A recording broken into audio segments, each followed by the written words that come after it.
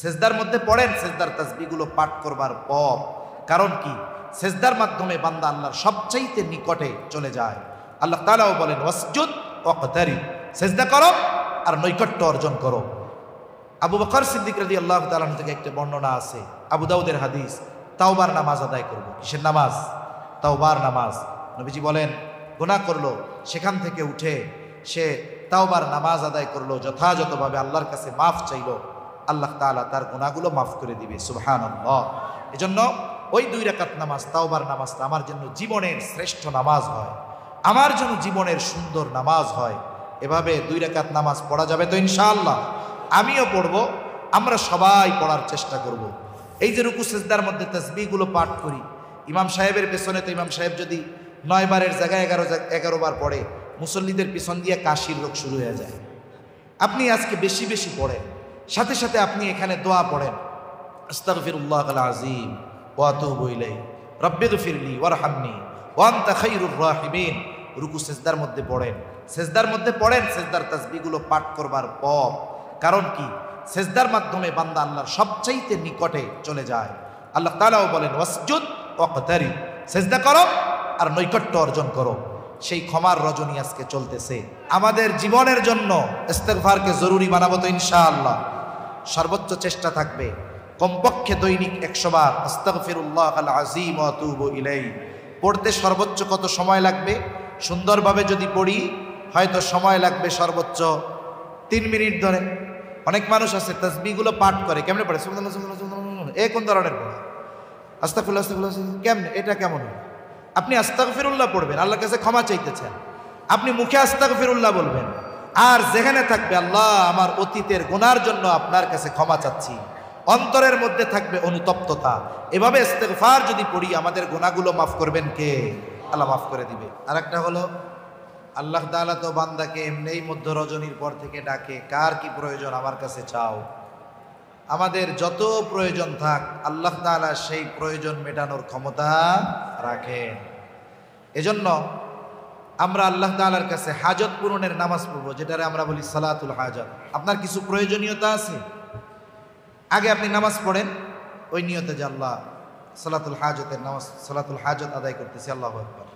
এরপরে একেবারে বিনয়ের সাথে আল্লাহ তাআলার কাছে চান, আশা করা যায় আল্লাহ তাআলা এই প্রয়োজনগুলোও মিটায়া দিবে। কারণ আমাদের যদি কিছুর প্রয়োজন হয়, বিপদ থেকে মুক্তির প্রয়োজন হয়, সাহায্যের প্রয়োজন হয়, আল্লাহ তাআলা বলেন ওয়াস্তাঈনু বিস-সাবরি ওয়াস-সালাহ, তোমরা আমার কাছে সাহায্য চাও।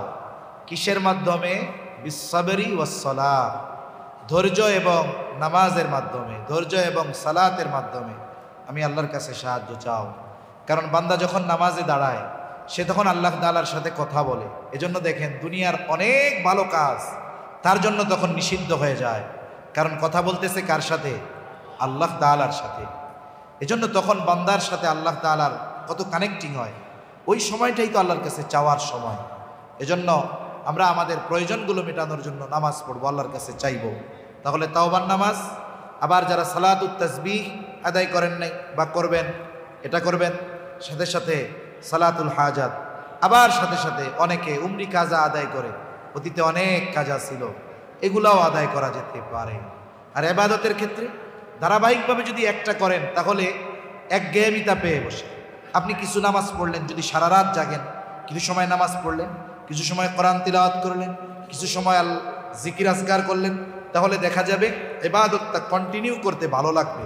তাহলে একভাবে যদি একটা করতে থাকি স্বাভাবিক একটা একঘেয়েমি পেয়ে বসে, এটা স্বাভাবিক বিষয়। এজন্য এই বিষয়গুলো আমরা খেয়াল রাখবো। সবচাইতে বড় বিষয় যে এগুলা করতে গিয়ে যেন আমার ফজরের নামাজ না ছুটে যায়, এই দিকটাতে আমাকে আপনাকে খেয়াল রাখতে হবে, এই বিষয়টার দিকে খেয়াল রাখবো। এমনি রাত অনেক হয়ে গেছে, এরপরেও বাসায় যাওয়ার পরে যদি মনে হয় যে না আমি রাত্র জাগলে আমার ফজর কাজা হতে পারে, আপনি 2-4 রাকাত নফল নামাজ পড়ে ঘুমিয়ে যান, ফজর পড়েন। যদি সুযোগ হয় তাহলে একটু আগে উঠলেন, ওয়াক্ত হওয়ার আগে 20 মিনিট আগে উঠলেন, জরুরত সেরে একেবারে শেষ সময় আল্লাহ তাআলার কাছে কিছু চাইলেন। তাহলে আমাদের প্রচেষ্টা থাকবে আজকে যে আমরা খালেসভাবে তাওবা করব, আল্লাহ তাআলার কাছে ক্ষমা চেয়ে। এমনটা যেন হয় আগামী দিনের সূর্যোদয় হবে এমনভাবে যে আমাদের আমল নামায় একটা গুনাহও নাই। আল্লাহ তৌফিক দান করেন বলি আমিন। তাওবার দরজা খোলা আছে, আল্লাহ তাআলার রহমত আমাদের উপরে আছে, সব কিছু ঠিক আছে। শুধু আমরা যদি সদ্ব্যবহার করি তাহলে আশা করা যায় ইনশাআল্লাহ আগামী দিনের সূর্যোদয়টা হবে গুনাহমুক্ত সূর্যোদয়। আল্লাহ সুবহানাহু ওয়া তাআলা আমাদের সকলকে কথাগুলো বুঝবার তৌফিক দান করেন। আমিন। ওয়া আখিরু দাওয়ানা আনিল হামদুলিল্লাহি রাব্বিল আলামিন। আসসালামু আলাইকুম ওয়া রাহমাতুল্লাহি ওয়া বারাকাতুহু।